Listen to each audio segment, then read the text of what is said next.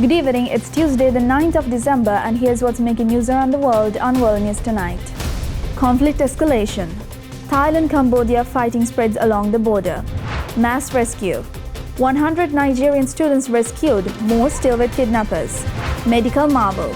Robot stroke surgery in the future of brain treatment.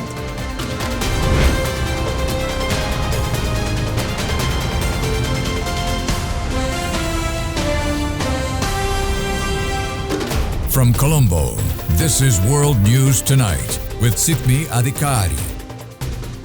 Good evening and thank you once again for joining us on World News Tonight on Derana News Channel. Renewed fighting between Thailand and Cambodia over disputed border has spread as more deaths are reported and thousands are displaced. Cambodia says 2 more civilians have been killed in overnight shelling by Thai forces, bringing the total deaths on its side to 7. Thailand has reported that at least 3 soldiers have been killed. Thailand says it is taking action to expel Cambodian forces from its territory on Tuesday, as renewed fighting spread along the disputed border. Each side has blamed the other for the clashes, which have derailed a fragile ceasefire brokered by U.S. President Donald Trump that ended 5 days of fighting in July. On Monday, Thai airstrikes targeted Cambodian positions housing long-range artillery after surveillance warned that rockets, including a Chinese-made variant, could be used to hit civilian areas. That was according to a Thai military official. The Thai Navy claims Cambodian forces were deploying snipers and heavy weapons, fortifying positions and digging trenches, and saw the actions as a direct and serious threat to Thailand's sovereignty. Here's Thailand's Foreign Ministry spokesperson Nikorndej Balankura. Our military action will continue until Thailand's sovereignty and territorial integrity are not being compromised. Cambodia's defense ministry said 2 civilians had been killed overnight, raising its death toll to 6, while Thailand reports 1 soldier dead. Cambodian Prime Minister Hun Manet said late on Monday that Thailand must not use military force to attack civilian villages under the pretext of reclaiming its sovereignty. Cambodia said it had not retaliated, even after its forces came under sustained attack. General Mali Sochita is Cambodia's defense ministry spokesperson.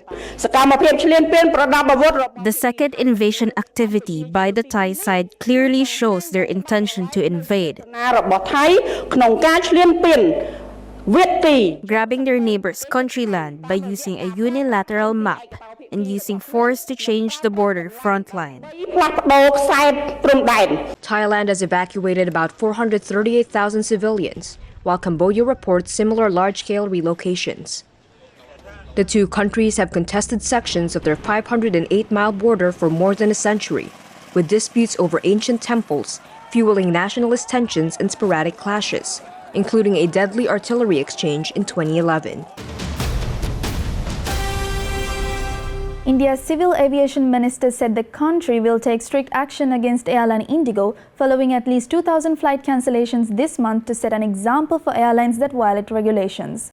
India will take strict action against the carrier Indigo. That was the word from the country's Civil Aviation Minister Monday. Minister Ram Mohan Naidu said the government wants to set an example for airlines who violate regulations. It follows Indigo cancelling at least 2,000 flights this month due to crew shortages. India's biggest airline had failed to plan in time for stricter rules on pilot rest. It left tens of thousands of passengers stranded and missing big events. It's also raised concerns about the dominance of a single airline in a country of 1.4 billion people. The crisis has sent Indigo shares down almost 17% over the past week, including a more than 8% drop on Monday. That's wiped $4.3 billion off its market value. Indigo told the aviation regulator Monday a combination of factors had led to the flight cancellations. Those included new pilot rest and duty rules and minor technical glitches. The airline said it was realistically not possible to pinpoint the exact causes at the moment due to the complexity and scale of its operation. An earthquake struck off the coast of Aomori Prefecture. The Japan Meteorological Agency said a tsunami as high as 3 meters could hit the country's northeastern coast. Warnings were issued for the prefectures of Hokkaido, Aomori and Iwate. Tonight, a powerful earthquake rocking Japan's northern coast, triggering mass evacuations and multiple tsunami warnings. At least 30 people injured, many of them hit by falling objects. Violent shaking caught on surveillance cameras, chandeliers swinging in homes, cars swaying in that parking lot, water spilling out of these indoor fish tanks. A 7.5 magnitude quake struck around 11:15 p.m. local time off the Pacific coast of Aomori. On Hokkaido Island, tsunami sirens blaring, jolting many people awake in Hakodate. Multiple tsunami waves reported, authorities urging nearly 100,000 people in coastal communities to seek higher ground.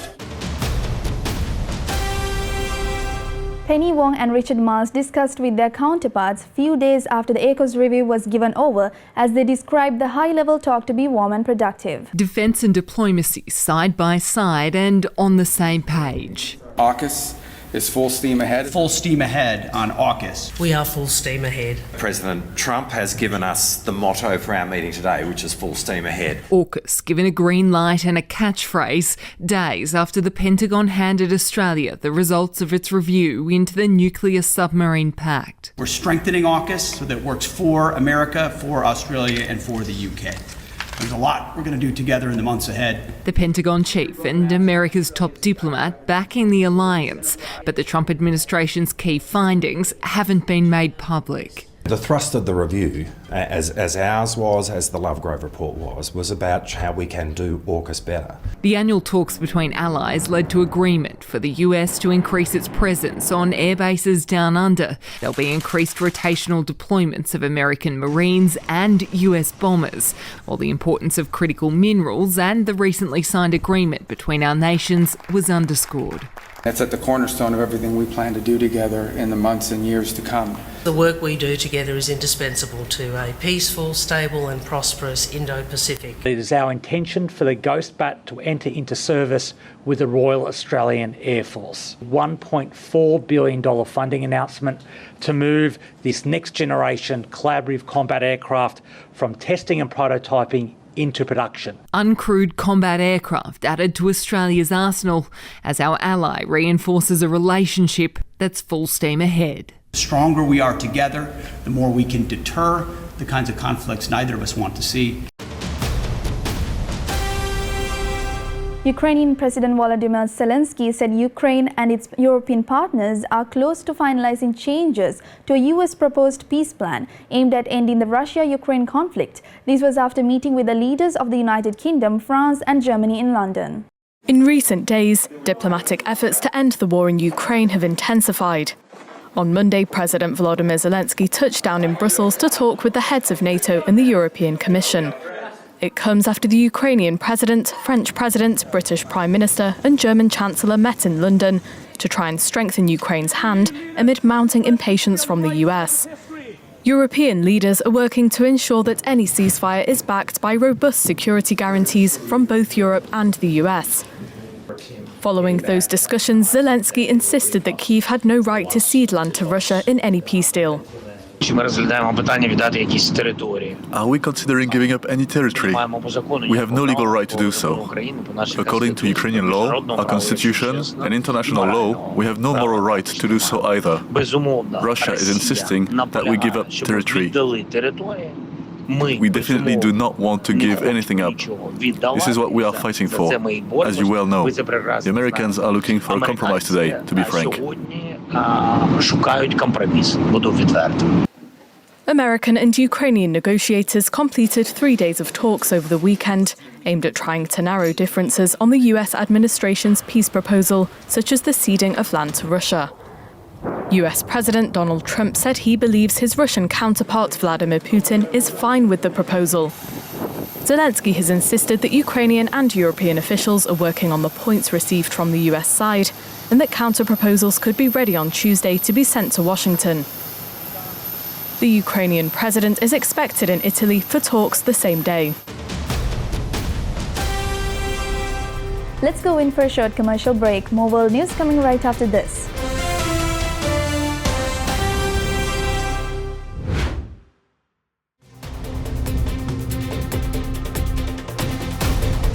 Welcome back. President Trump announces to release $12 billion in aid for farmers affected by the trade war with China as a move to lower food prices for the country. Tonight, President Trump's new move to help key supporters hurt by his trade war with China, inviting farmers to the White House. We love our farmers, and as you know, the farmers like me. Rolling out a $12 billion aid package for them, paid for by tariff revenue. This relief will provide much-needed certainty to farmers, and it'll help them continue their efforts to lower food prices for American families. President Trump was elected on a promise to lower prices. Today's move, the latest in a series of Trump executive actions aimed at addressing voters' economic anxieties. We inherited a mess. Democrats caused the affordability problem, and we're the ones that are fixing it. The White House pointing to wages rising, while average gas prices have dropped to under $3 a gallon. But overall, grocery prices are still up over 1%, ground beef up 14%. And former top ally turned antagonist, Georgia Congresswoman Marjorie Taylor Greene, slamming the president's accusation it's all a Democratic hoax. Use the word affordability. It's a Democrat hoax. They're the ones that drove the prices up. A view gaining traction among some GOP lawmakers. And there's growing disagreement among Republicans now over health care, some joining Democrats pushing to extend subsidies for Obamacare. The GOP facing pressure to come up with its own health care alternative. As the weather moves to war stage across mid-Atlantic, rain and snow has been the harsh visitor, causing the closure of schools in Virginia and has caused up to 17 inches of snow in Chicago so far. Surge of Arctic air blasting across the mid-Atlantic, a series of storms dropping rain and snow. In Waukesha, Wisconsin, I-94 shut down for hours after an SUV rear-ended a snowplow driver. In Milwaukee, a highway crash during the morning commute left this SUV close to going over the wall. No injuries were reported in either incident. The icy wet mess closing schools. Virginia slammed with up to 5 inches in parts of the state. It's coming down pretty hard. All the schools are closed. Winter alerts in effect for 11 million people from Montana to Michigan.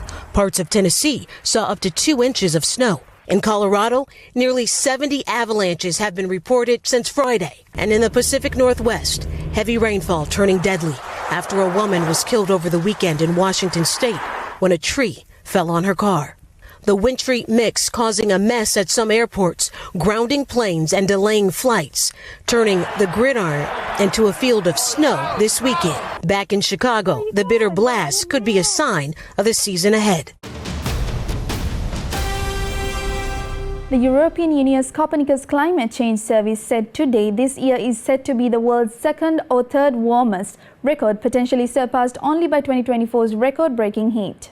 The data is the latest from C3S following last month's COP30 climate summit, where governments failed to agree to substantial new measures to reduce greenhouse gas emissions, reflecting strained geopolitics as the US rolls back its efforts and some countries seek to weaken CO2 cutting measures. C3 said in a monthly bulletin this year will also likely round out the first 3-year period in which the average global temperature exceeded 1.5 degrees Celsius above the 1850-1900 pre-industrial period, when humans began burning fossil fuels on an industrial scale. While natural weather patterns mean temperatures fluctuate year to year, scientists have documented a clear warning trend in global temperatures over time and confirmed that the main cause of this warming is greenhouse gas emissions from burning fossil fuels. The last 10 years have been the 10 warmest years since records began, according to the World Meteorological Organization. Nigeria's government rescued 100 school children abducted last month from a Catholic school in Niger State in one of the country's biggest mass kidnappings in recent years. 100 school children were released on Monday in Nigeria's Niger State after they were abducted last month from a Catholic school. It was one of the country's biggest mass kidnappings in recent years. The released children arrived at the government house in Niger's capital, Minna, and were handed over to the state governor. The Christian Association of Nigeria said gunmen seized more than 300 pupils and 12 staff from St. Mary's Catholic School in Papiri village on the 21st of November. 50 of the children managed to escape. Here's Niger State Governor Muhammad Umar Baku.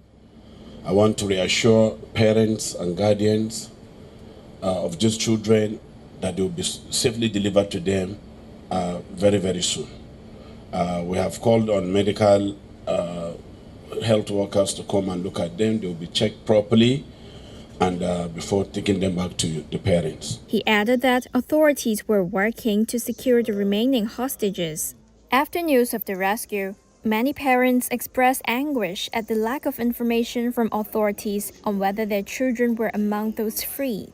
Nigerian government officials did not publicly comment on how the rescue was conducted, and it was unclear whether the children had been freed through negotiations, ransom payments, or a security operation. The abduction caused outrage over worsening insecurity in northern Nigeria, where armed gangs frequently target schools for ransom. School kidnapping surged after Boko Haram militants abducted 276 girls from Chibok in 2014. China sent a new satellite group into space from the Taiwan Satellite Launch Center in North China's Shaanxi province today. The satellites, the 15th group of low-orbit hardware in China's state-owned internet network, were lifted by a Long March 6A carrier rocket from the Taiyuan Satellite Launch Center in Shaanxi province and soon reached their orbital positions shortly after launch. The satellites were designed and built by the China Academy of Space Technology, a CASC subsidiary in Beijing.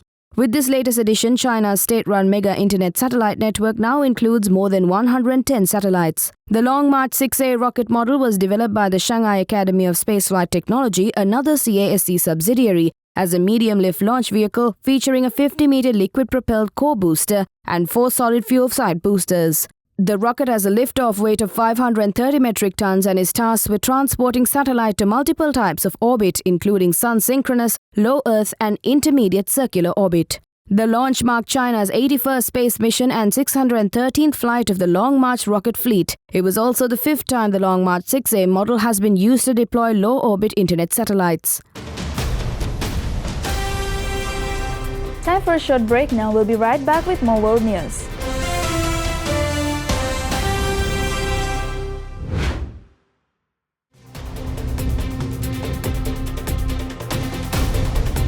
Welcome back. Robotic stroke surgery has been carried out on a pig in Paris by a specialist in Scotland, demonstrating a new era in remote robotic brain surgery. Using a system developed by Lithuanian medtech robotics company Sentent, blood clots were successfully removed from the brain of a pig cadaver by interventional neuroradiologist Professor Iris Grunwald. This is the first time that we have robots with which we can perform these procedures, where we pull a blockage out of the brain vessel and can do so without the expert being on site in Paris. Using a secure digital network, Grunwald performed the procedure from the University of Dundee's image-guided therapy research facility, removing several blood clots from the pig's brain, a procedure crucial for restoring blood flow and preventing further damage. The Sentent platform uses standard operating theatre equipment and gives surgeons a tactile experience akin to a real-time operation, offering precise control and feedback, which is crucial for the delicate nature of brain surgery. This successful operation highlights the potential of Sentent's platform to extend life-saving stroke interventions beyond the confines of traditional hospital settings. Firefighters dressed as Santa warmly arrived at the Athens Cancer Hospital to bring some light to the children as they descended with gifts. Bursting with music and lights, these heroes brought nothing but warmth to these vulnerable souls as they moved from balcony to balcony, spawning smiles throughout the hospital. Firefighters lowered themselves with ropes onto the balconies of the patients' rooms as they descended with gifts, while one firefighter dressed as Santa descended from the fire truck crane in front of the Cancer Children's Unit of the Mariana Vardioggiani Hospital, which treats children with cancer. Firefighter Stavros Germaldis said they descended with ropes like Santa Claus to give them some gifts for them to see how we climb down, to give them some joy. The feeling is it's really difficult to see this, let alone live through it, and they're heroes, both kids and their parents, and we hope that this is the last Christmas they'll spend in here. With joyful beats and lights, these heroes brought nothing but the lost smiles to these vulnerable souls as they move from balcony to balcony. And with that, we come to the end of today's edition of World News Tonight. With the hopes of seeing you again, I'm Sitmi Adhikari, and we leave you tonight with the visuals of Cape Town home-droving visitors with Christmas light sight. Also, don't forget to send us your feedback through email at feedback.adncenglish@derana.lk or via WhatsApp at 076-805-7933. Thank you for watching World News Tonight on Derana News Channel. Have a good night.